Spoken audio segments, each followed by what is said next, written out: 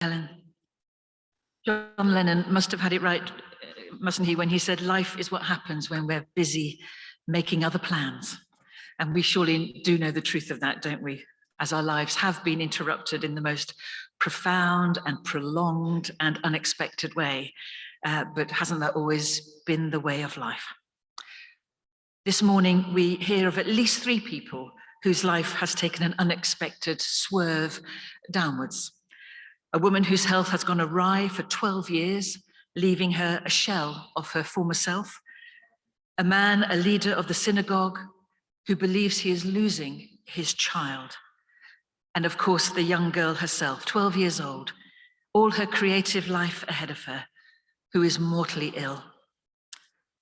Life is what happens when we are making other plans. Mark gives us this account of 2 healings by Jesus that bear all his hallmarks of urgent, unsettling drama. And we might be tempted to focus on just one of these healings because they're certainly rich enough. But Mark seems to intend them to be heard or experienced together, allowing one story to encircle another, of one healing to interrupt another, as if he is inviting curiosity or examination. This account may be all confusion and hurly-burly, but these healings, with their resonant and complex layers of themes of exclusion, of the number 12, of daughterhood, of death-dealing and life-giving touch, they somehow belong together, somehow complementing and somehow illuminating each other. We might wonder if the background presence of the sea, that symbol of power and depth and chaos, is alerting us that something significant is happening. There has been this insistent movement and journeying as Jesus and his disciples cross back and forth across the waters to the other side, as Sophie was reminding us last week. And Jesus has been teaching and indeed showing what the kingdom is like, demonstrating his own power over powerful, demonic, and stormy natural forces, attracting people and yet also scaring them. The atmosphere is one of turbulence and searching, questioning, and agitation, embodied by the surging crowd following and pressing in on Jesus. It's not really a calm or a comfortable scene. And we enter this story as Jairus approaches Jesus in great distress. Now, Jairus is a man of significance and confidence. He's a success. He's a religious leader. He's head of a family. He's head of a household. And yet, even he is not protected from chaos. Any illusions he might have had of invulnerability are dispelled. Help me, help my daughter. If he doesn't realize that that Jesus is, maybe he doesn't realize that Jesus is blacklisted by the authorities or is becoming so, but nevertheless he recognizes that Jesus has an authority higher than his own. And as a man of honor, he risks giving honor to Jesus by kneeling before him in front of everybody, begging Jesus. And Jesus seems to respond immediately, and we presume must go in haste. But then suddenly Jesus stops mid-step and he turns about. Who touched my clothes? We can only imagine what Jairus is feeling or thinking at this point. Come away, Jesus, come on, my daughter, keep going, don't stop.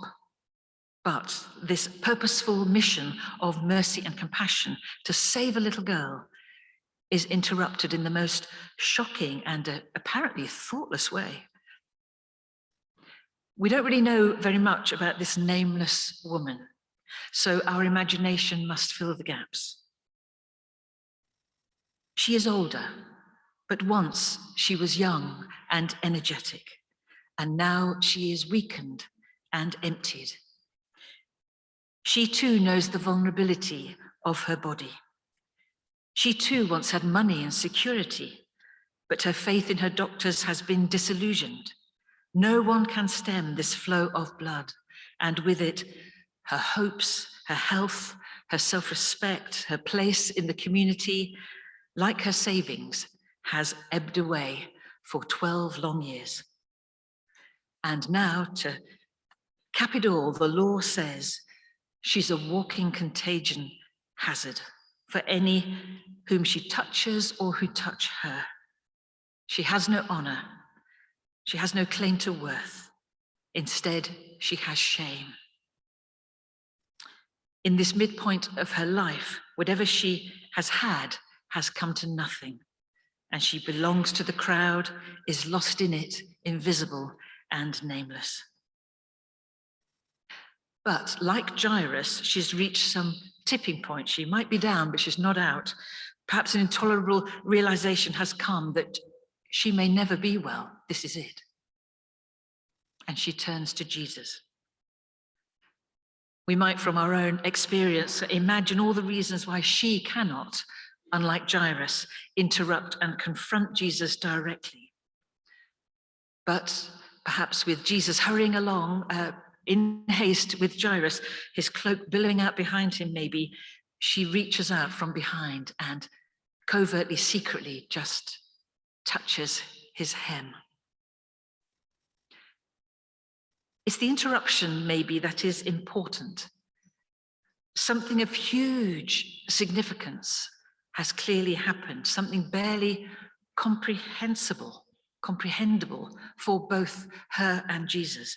Her own life-sapping flow stops immediately, and Jesus also stops immediately in his mid-flow. Who has touched my clothes? If she hoped to slip away, well, she can't. She's got another thing coming because all eyes are upon her. Who has touched my clothes? Jesus is demanding an encounter. She has pickpocketed Jesus' power and is healed and is satisfied. But Jesus is not satisfied. Who has touched my clothes? And her reaction, knowing what's gone on in her, her reaction is fear and trembling. Something is going on she doesn't understand, but it's something to do, seemingly, with faith. Jesus demands an encounter, and he needs her to know that her faith is so key that it must be brought center stage. Jesus stops and turns around to pay attention to the nameless one, who might be lost in a crowd, who might slip away.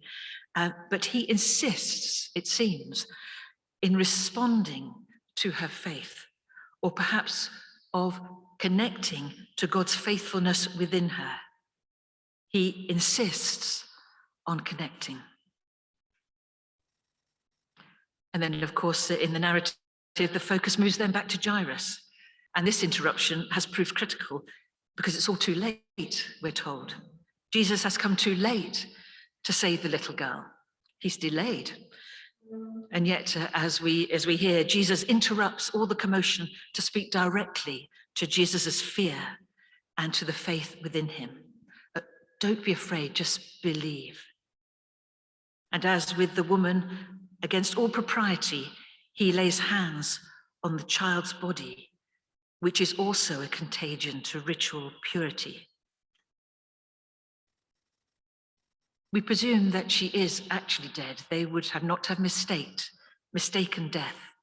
But he mysteriously says she is only sleeping and bids her to get up with those really tender words. Talitha cum, little girl, get up. And then even more tenderly, get her something to eat. Nourish her. Two really powerful and undoubtedly very strange accounts of personal transformation. Amazing, amazing stories.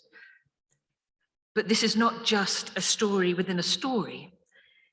It seems to be a story wrapped around a story within a story. And the story, the other story, is the story of God's people and their or our relationship with God.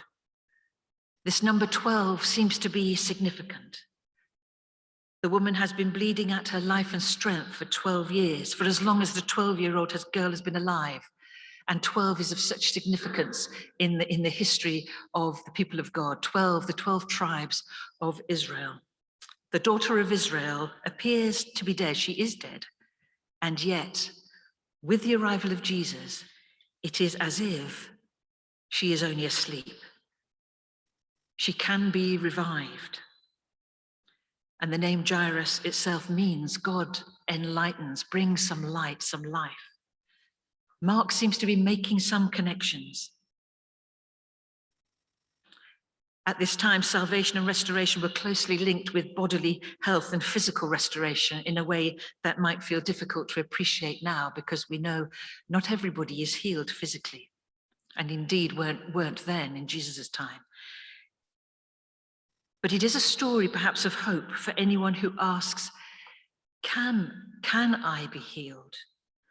Will I be healed when so many are not healed or seem not to be healed? How will I be healed? What will it look like? This story shows the reality, doesn't it, of illness and vulnerability and of death, interrupting our lives, all our lives ultimately, and the terror of being alienated from God, the terror of being pushed away by people, of keeping distance from anyone or anything that might bring us down. And yet Jesus's healings are all about the kingdom.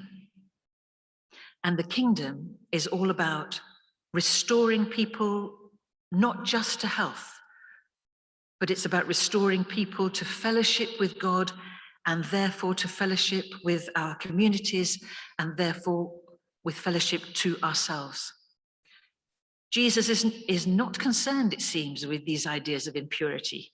He's only concerned with showing mercy and bringing peace, undermining this contagion of shame. Jesus, he just goes where he wants. He gets down and dirty. He fearlessly touches whomever he wants because he can, and nobody will stop him. He shows himself, unlike the other doctors, I guess, to be the true physician with the right touch. And both healings are immediate. With Jesus, he is showing his authority and his sovereignty over the law and over the death. And both these healings are complete. And of course, both these stories almost didn't happen because there are forces at play to try and interrupt and interfere and stop these encounters. The disciples who brushed Jesus' experience aside with rational, common sense explanations. How can you ask who touched you? Look, talk sense, Jesus. Or the friends of Jairus who say, it's just too late. Give up now, don't bother the teacher. They look like they're honoring Jesus, but actually they don't actually talk directly to Jesus. The fear of Jairus and the woman herself, of course, threatens to get in the way. But maybe all this turbulence points to our own ambivalence and the ambivalence of all Jesus' disciples of, is it more problematic to actually be healed and what that might mean for us? Our fear of encounters that might actually change us and what that might lead us to. The woman hopes to avoid this encounter and hopes to be lost in the crowd, and yet she does reach out. She does come forward. And Mark seems to be saying that nobody is to be lost in the crowd. Jesus is the ultimate multitasker here in this scene, and yet he turns aside to notice the one who is on the outside. And it doesn't sound like he's snubbing Jairus or making a point of, I'm going to privilege the poor woman, not you. Both of them have faith. Both of them acknowledge the authority of Jesus. But it seems to be that Jesus is saying, nobody's going to get lost here.